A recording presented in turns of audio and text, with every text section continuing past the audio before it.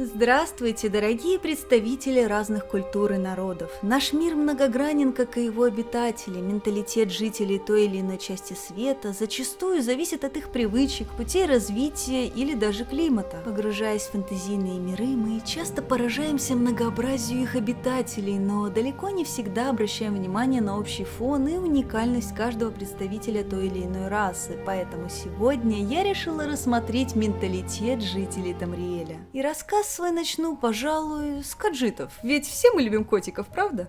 Итак, для того, чтобы понять принцип мышления каджитов, достаточно найти какого-нибудь крайне вредного кота с привычкой пакостить и постоянно жаждущего сношаться, занюхивая валерьяну. В общем, благородства в их менталитете крайне мало, и единственными аспектами, которые сдерживают и облагораживают их, это религиозность, влияние более развитых рас и житие-бытие по канонам прайда, как у львов. Фактически, положительной чертой каджитов является хорошая сплоченность. Правящей кастой у них считаются гривы, которые как раз являются и духовными лидерами. По канонам грива может быть только один и должен быть рожден только в редких случаях положения массера и секунды, когда, согласно легенде, третья луна показывается на небосводе. Нет ни одного зафиксированного случая борьбы двух грив за власть, что и говорит либо о твердости религиозных убеждений каджитов, либо о том, что правящий грива предпринимает все меры, чтобы избавиться от всех возможных соперников, как говорится, в зародыше. Но как быть с теми, кто отошел от факта повиновения своему правителю, и что из себя вообще представляет каджит без связующих его правил? Разобраться в данном вопросе и подкрепить мои доводы нам поможет книга Азир Траджиджазери. В ней неизвестный автор говорит от лица группировки Ринрин-Джракрин и описывает менталитет своей расы досконально. Из книги становится ясно, что каджиты не имеют привычки записывать истории или повествования, так как, по словам автора, все истории передаются из уст в уста. Автор указывает несколько основных правил, хотя сам их называет джизрини, то есть дурацкие идеи, так как в Таагра нет правил. Каджиты не любят философствовать или думать и говорят «кзино вана дзино валис», когда я противоречу сам себе, я говорю правду. Для котиков быть смелым это, конечно, хорошо, но сама эта смелость проявляется только в момент, когда он уверен в том, что победит, и в этот момент он обязательно изобразит крин,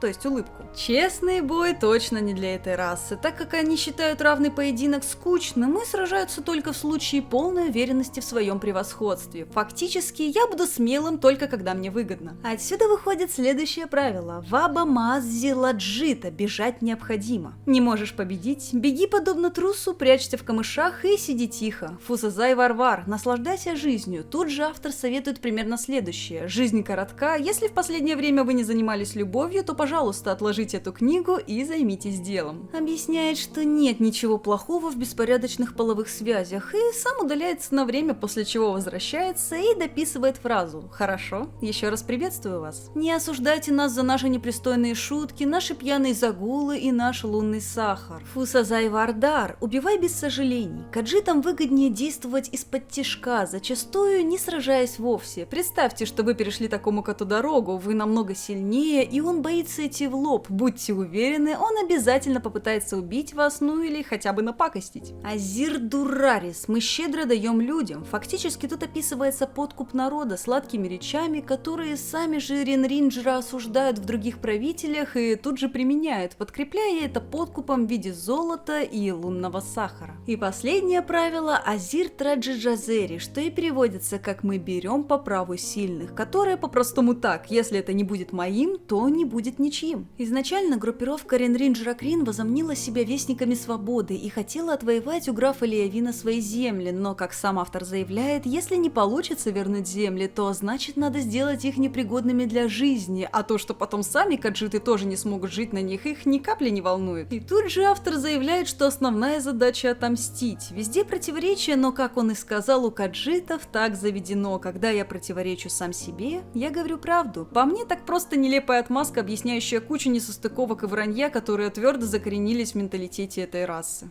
Следом у нас идут органиане. Тут на ум приходит больше аналогия с племенем Нави из фильма «Аватар». Как описывает один ученый по имени Сирантил, органиане по своей природе хладнокровны как в физическом, так и в психологическом плане. На удивление, они способны приспосабливаться к абсолютно любому климату, как весьма теплому, так и весьма холодному. Подобную аберрацию или простым языком отклонения автор объясняет их связью с хист, огромными, древними и разумными деревьями, которые хранят все воспоминания и знания населения всех аргониан. И тут уже речь идет не о простой эфемерной религии, а уже вполне себе физическом проявлении Хиста, так как влияние их распространяется далеко за пределы Чернотопья. Большая суть, пожалуй, заключается в соке древа Хист, который обладает достаточно серьезной магической силой. Он и наделяет аргониан способностью адаптироваться вопреки их природным ограничениям. Этот же сок дарует сверхъестественные силы шаманам их расы, известным также как жрецы Хиста. Менталитет аргониан формировался долгое время на основе племенного устоя, а племен у аргониан аж 12. И большинство из этих племен отличается не только устоями, но и физически. Рискну предположить, что создавая расу аргониан, разработчики вдохновлялись динозаврами и амфибиями. Тут мы встретим и племя Паатру, которое имеет некоторое сходство с жабами, и Сарпа, крылатых аргониан, живущих в глубинах Чернотопья, и даже племя Нага ростом по 2-2,5 метра, которые в раздраженном состоянии расправляют позвоночник и вырастают еще на 30-60 сантиметров. Из наиболее выделяющихся племен я бы хотела отметить следующие. Племя Аркейн, которые сотрудничают с колониальными режимами и процветают при них, продавая своих родичей в рабство, за что остальные племена считают их предателями. Процветают при режимах, подобных установленным Даннерским домом Дресс, империями Ремона и позднее Септима. Когда же никаких колониальных режимов нет, они постепенно пропадают и появляются только когда приходит следующий. Племя Кота Вимлил. Оно известно своей набожностью по отношению к Ситису. Эти ребята в этом настолько преуспели, что смогли создать зелье, позволяющее самкам племени синхронизировать свои яйцекладущие циклы с созвездием Тени для лучшего исполнения своего долга в производстве темных ящеров.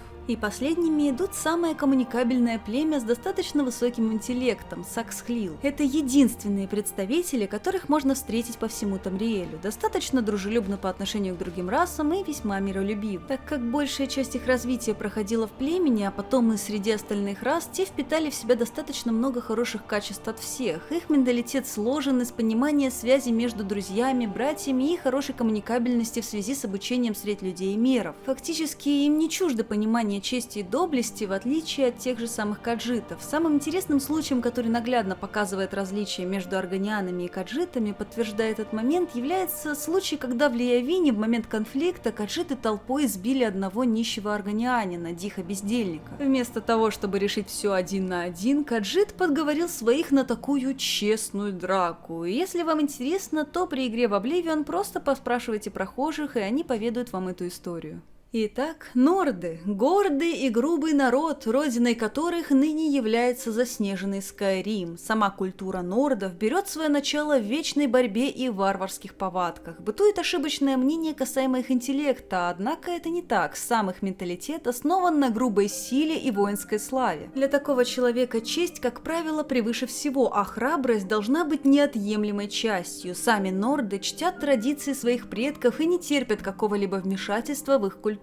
Защищают они это все с таким фанатизмом, что готовы вдарить любому, чьи мысли не совпадают с их взглядом, из-за чего любое проявление народной культуры представителей других рас сопровождается недоверием, настороженностью и нередко расизмом и агрессией. Культ силы оказывает влияние и на повседневность, пьяные драки или праздное поведение с вызовами на поединок в порядке вещей. Они очень сильно чтят Талоса. Все дело в том, что сам Талос или Тайбер Септим долгое время впитывал основы мировосприятия нордов. Этот человек успел завоевать весь Тамриэль и дать начало своей династии. Спустя некоторое время после своей кончины был даже причислен к лику божеств. А вот потому норды и чтят Талоса. И именно поэтому, когда Альдмирский доминион запретил ему молиться, так как тот не является богом, норды рассвирепели. Для них Талос – это отождествление в первую очередь со своим народом, и такого рода заявление оскорбительно. Простыми словами, все хорошо, только не трогай мои вещи, не ставь свои, отойди метров на 5 и вообще не разговаривай со мной, а лучше и вовсе убирайся туда, откуда пришел. Примерно такой политики придерживаются большинство нордов, и попытки им объяснить, что весь мир не настроен против них, обычно вообще ни к чему хорошему не приводят. Есть определенные правила поведения, а отклонение от них порицается, за исключением той ситуации, когда вы представитель другой расы, вот тогда лучше вообще не связывайтесь с нордом. Что бы вы ни пытались объяснить этому твердолобому, вы в любом случае окажетесь неправы. У нордов нет какого-то религиозного единства, единство, так как все исповедуют различные религиозные культы и течения. Пожалуй, еще одной отличительной чертой является их сплоченность перед лицом общей угрозы. Даже если сила врага превосходит их, то без боя они не сдаются. Для Норда лучше быть мертвым, чем трусом.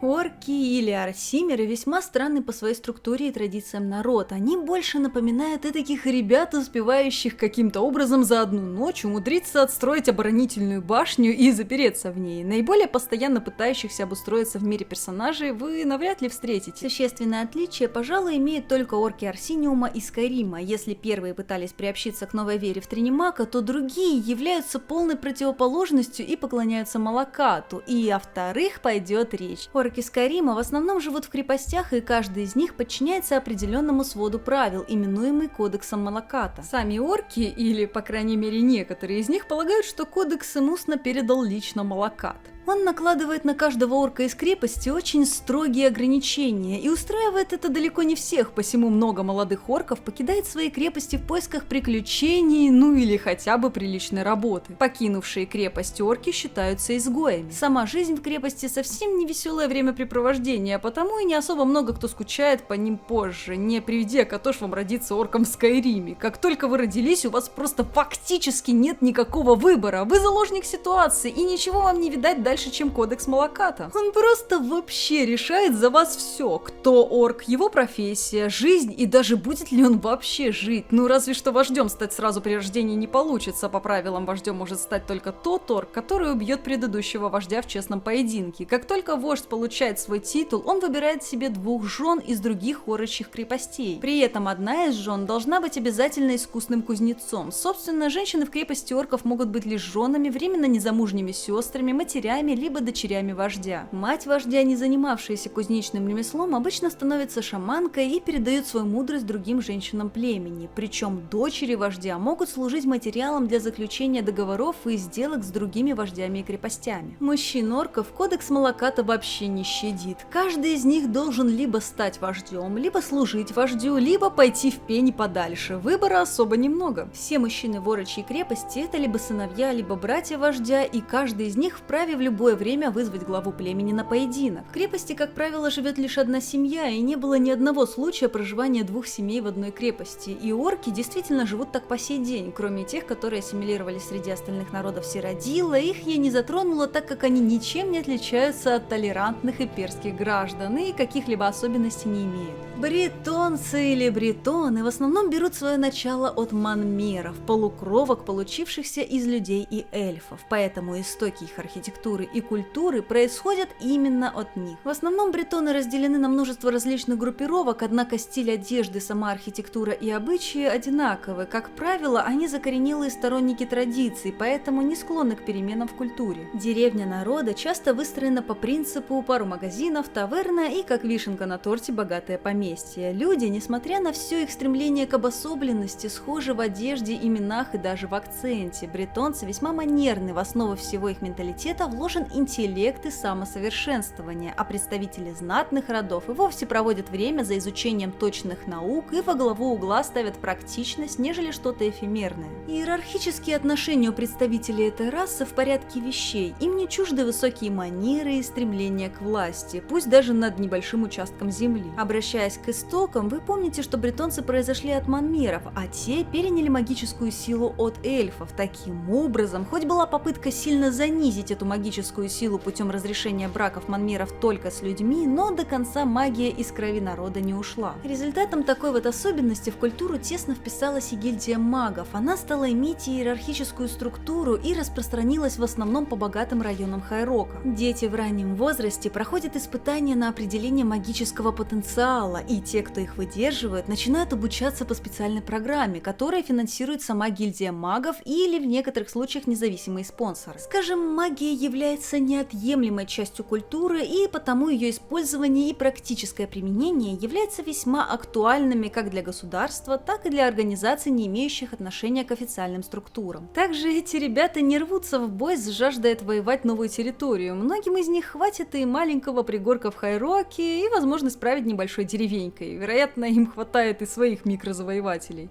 Империя. Империя – це Европа. Толерантная Европа. Имперцы – это, как правило, собирательный образ нескольких народностей, в основном нибинейцев и коловианцев. Сам Нибиней занимает восточную часть Сиродила и обладает крупными водными ресурсами, но лишь на юге имеет небольшой выход к океану. Исторически сложилось так, что Нибиней всегда был мультикультурной частью Сиродила. В прошлом он был самостоятельным государством, таким же, как и Коловия, хотя нередко становился ядром империй, создаваемых сиродильцами. Возможно, как раз из-за своей толерантной мультикультурности, которая и позволяла налаживать взаимоотношения, вести хорошую внутреннюю политику, наладить торговлю и объединять под своими знаменами разные народы. Такая политика была актуальна вплоть до объединения всего Сиродила и создания имперской провинции. Если Нибиней славился достаточно продуктивным и дипломатичным подходом, то Коловия всегда являлась консервативной и частично националистической частью Сиродила. Коловианцы были не только консерваторами, но и сторонниками сохранения традиций и культуры Сиродила, что нередко становилось предметом жаркого спора. Коловианцев по этой самой причине считали посредственными и ортодоксальными, так как на почве такого порядка они не спешили налаживать отношения с мультикультурным Нибином. Хоть некоторые территории Коловии становились частью империй, создаваемых сиродильцами, тем все же удалось сохранить свое национальное достояние и дисциплинированность, перешедшие затем на глобальный уровень. Благодаря объединению Нибина и Коловии появились имперцы, вобравшие в себя самые лучшие черты двух народов. От нибинейцев способность к прекрасной дипломатии, торговле, учтивость, пытливый ум и искусность в ремеслах, а от коловианцев великолепную выучку, дисциплинированность, ведение военного дела, умение уважать свою расу и патриотизм. Это великолепие позволило подчинить им все остальные расы и воздвигнуть оплот долгого мира и процветания. Следом я расскажу про редгардов. В 792 году первой эры, во время катаклизмов и разрушения континента Якуда, изначальной родины редгардов, те, будучи еще якуданцами, были вынуждены двинуться на восток в сторону Тамриэля и поиска новых земель для своего народа. Первых таких беженцев называли Рогада, волна воинов. После убийства своего предводителя они буквально начали топить в крови новые земли, убивая и порабощая живших на тот момент на них недов и орков. Пока континент Якуда еще был цел и не превратился в архипелаг, гражданские войны среди якуданцев были далеко не редкостью. Почему, спросите вы? Ответ прост. Древние якуданцы превыше всего ценили воинскую доблесть, поэтому история редгардов – это история кровавых войн и великих героев. Да и на самом континенте проживали эльфы, именуемые якумерами, которые были их естественными врагами. В качестве отголосков тех вечных гражданских войн в Хаммерфелле существуют две крупные противоборствующие фракции – венценосцы, наследники консервативных идей Тамбу, которые прибыли позже Фандара Хандинга и его людей, и предшественники, потомки завоевателей Хаммерфелла. Таким образом, весь менталитет Красных Стражей сформирован исходя из их памяти о прошлом. Они весьма горды и научены, что помощи лучше не ждать. Если вы обязались быть другом Редгарда, помните, вы должны примчаться, бросив все свои дела и помочь ему, даже если сами находитесь в безвыходном сложном положении. Но и сам Редгард не будет медлить с помощью вам, если она понадобится. Примером таких отношений стал отказ империи помочь Хаммерфеллу во время их войны с эльфами, на что редгарды ответили примерно так: «Помощи, значит, не будет? Хорошо, тогда идите-ка вы нахрен!» и отделились. Победу им принесла их способность объединяться и стоять друг за друга до конца, ибо каждый раз, когда трудности выходили на глобальный уровень, они бросали все и решали их любыми способами. Будучи искусными воинами, они смогли стать прекрасными ораторами, ведь нужно качать красноречие, чтобы за тебя хотели сражаться. Также представители этой расы довольно талантливы в сфере искусства, но так как их менталитет больше зиждется на воинском деле, рискну предположить, что творчество редгарды смогли прокачать из-за соседства с бретонцами.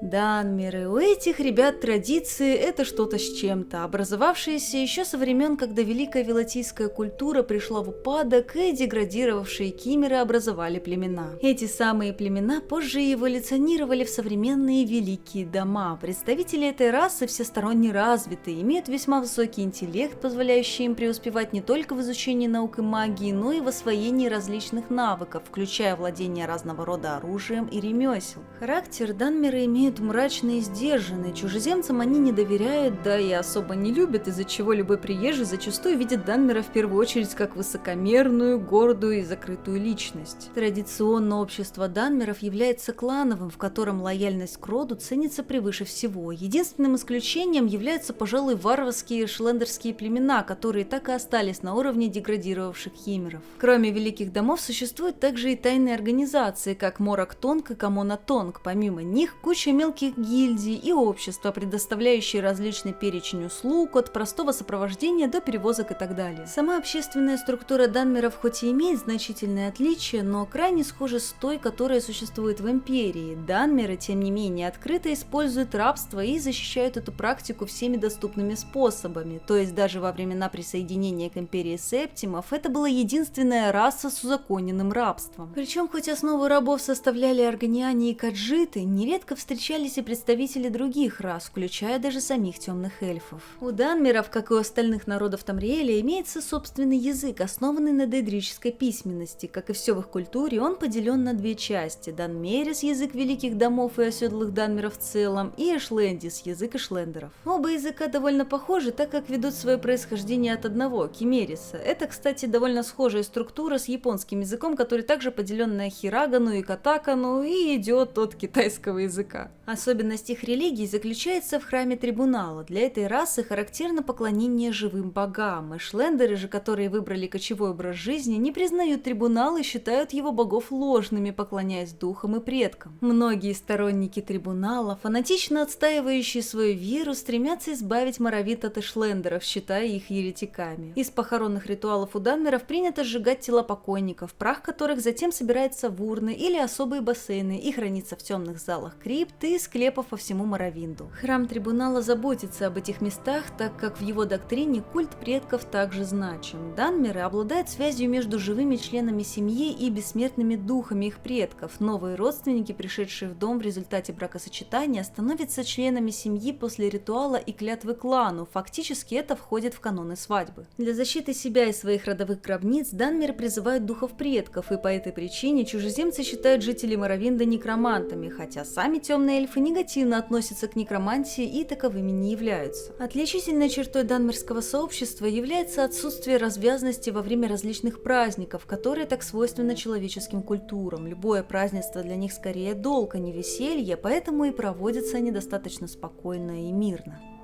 Эльфы Валенвуда – одни из весьма контрастных представителей рас, касаемо их религии. На слуху у каждого так называемый Зеленый пакт, который запрещает причинять вред растениям, поэтому питаются босмеры исключительно мясом. Та часть Зеленого пакта, в которой описывается сам процесс потребления мяса, это мясной мандат, из которого следует, что тело поверженного врага должно быть съедено полностью, прежде чем пройдет 3 дня. Пакт запрещает резать, рубить и изготавливать из материалов растительного происхождения, однако импортируемые материалы использовать можно, так же как собирать плоды на продажу нельзя самому, но зато можно представителю другой расы. Формально не установлены какие-либо последствия нарушения Зеленого пакта и мясного мандата, однако на деле босмеры способны жестоко наказать сородичей, нарушающих пакт. Лесные эльфы вне Валенвуда пакту не следуют. В результате Зеленого пакта большие изменения претерпели босмерская кухня, оружие и строительство. Они разработали методы брожения мяса и молока для изготовления сильнодействующих алкогольных напитков. Босмеры недисциплинированы и склонны к дезертирству, что делает невыгодным использование их в качестве наемников, хотя весьма миролюбивы, потому как неизвестно ни одного случая, когда Валенвуд спровоцировал кого-либо. К сожалению, лесным эльфам не удавалось найти себе верных и преданных союзников во время многочисленных войн. Большинство босмеров говорит на 2 языках: тамриэльском всеобщем с другими расами и на босмерисе между собой. Их культура достаточно простая и незамысловатая. И, кстати, о каннибализме. Считается, что людям, которых выбрали в качестве главного королевского блюда, была оказана великая честь. Они едят дичь, звероподобных существ, друг друга или мясо, возимое из других регионов. Для ознакомления с их культурой рекомендую книгу «Танец в огне», которую можно найти на просторах Скайрима или Сиродила.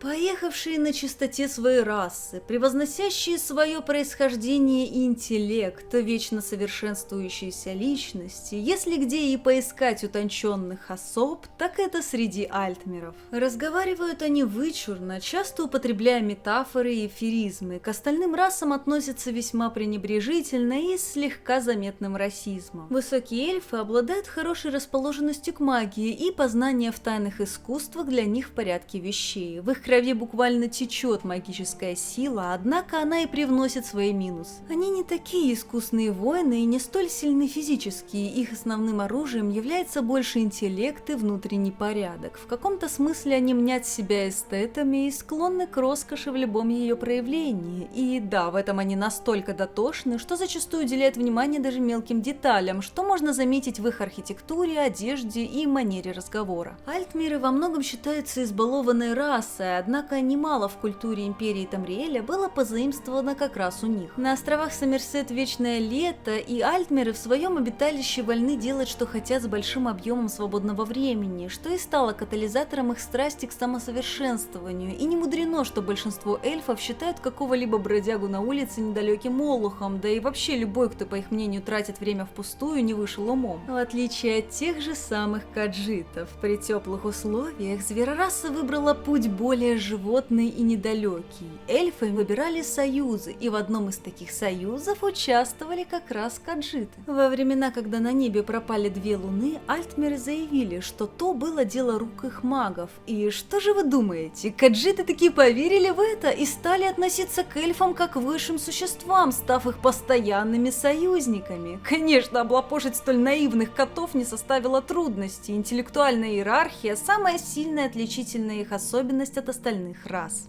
Поэтому если эльф увлекается магией, алхимией, наукой, дипломатией или основами военного ремесла и ведения государственных дел, то подобное поощряется всеми. Глупость же порицается с такой силой, что среди всех альтмеров вы практически не найдете такого, чей интеллект был хотя бы ниже среднего. Буквально ты должен уметь выделяться и работать над собой, иначе проще покинуть острова и попытать счастье в другом месте. Даже во времена событий, связанных с Давакином, идет скрытая война, политическая. Если бы те же самые братья Бури не поддались бы на провокацию со стороны Талмора, кто знает, может, войны можно было бы избежать, ведь основной целью как раз и было стравить империю и Скайрим, чтобы естественный враг сам разобрался с собой, разделяя и властвуя истинная дипломатия и холодный расчет во всей своей красе. Ну а на этом все. Видео вышло достаточно объемным, хоть я и пыталась максимально сжать для вас информацию. И если было интересно, примите мою благодарность за просмотр и заранее за поддержку ролика лайком или комментарием. До новых встреч!